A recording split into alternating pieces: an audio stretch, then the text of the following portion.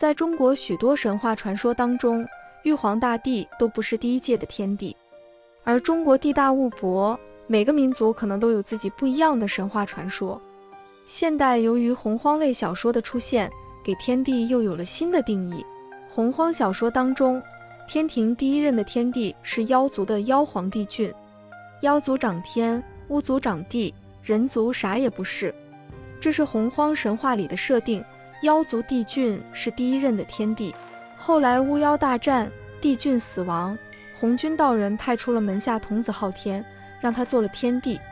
在这之后便有了封神大战，姜子牙封神，但他在封神之时，本来想封自己为玉帝，可一不小心说玉帝之位有人坐，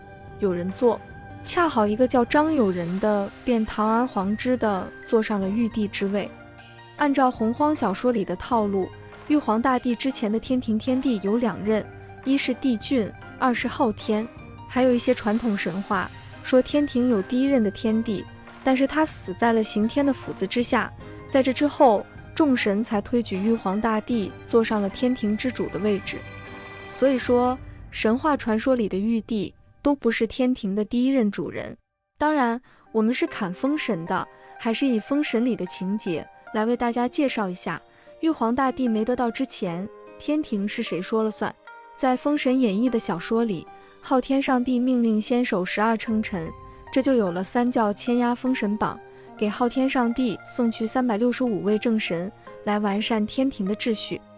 由此可以看出，天庭在此时是刚刚建立的，但是刚刚建立的天庭已经封了一批神，比如四海龙王、东海敖丙是玉帝御封的行云布雨之神，夜叉李艮是玉笔点差，他们都已经被玉帝封过神。所以封神里的昊天上帝和玉帝是同一个人。就算昊天和玉帝是同一个人，那么在玉皇大帝没做天庭之主时，天庭谁说了算呢？封神演义里或者天庭早早的就已经出现，但人手是绝对不充足的。而且封神本来就是为了完善天庭和大地的秩序。在封神之后，黄飞虎成了东岳泰山天齐人圣大帝，地府才出现，这才有了无数神灵，玉帝才算是真正的掌控了3界。在封神之前，不论是神仙还是妖怪以及人类，他们其实都生活在大地之上，天庭的人是很少的。与其说封神之前天庭谁说了算，不如说封神之前谁在掌控大地。那么以封神里的时间线来推断，玉皇大帝之前掌控大地的有好几个。封神演义刚开篇便写了一首诗：避除兽患有朝贤，岁人取火免仙时，伏羲画挂阴阳前，神农治世尝百草，轩辕礼乐婚姻连。通过这一首诗其中的几句，便可以知道，在玉帝之前，大地之上是谁说了算。有巢氏建造了房屋，这是第一任的大地之主。后来岁人钻木取火，这是第2任。伏羲创立八卦，成为天皇。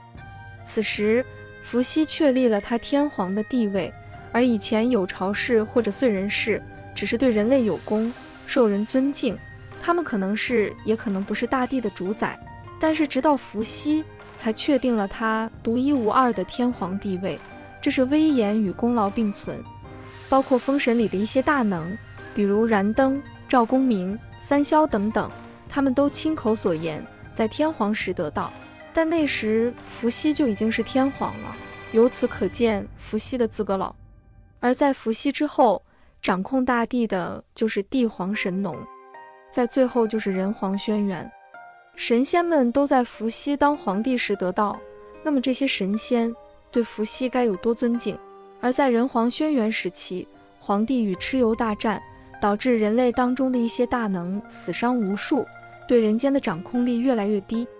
在人皇轩辕之后，神仙都修道有成，势力大涨，逐渐通过传道来获得人们的供奉，如此就导致人皇轩辕之后的皇帝对人间都无法完全掌控。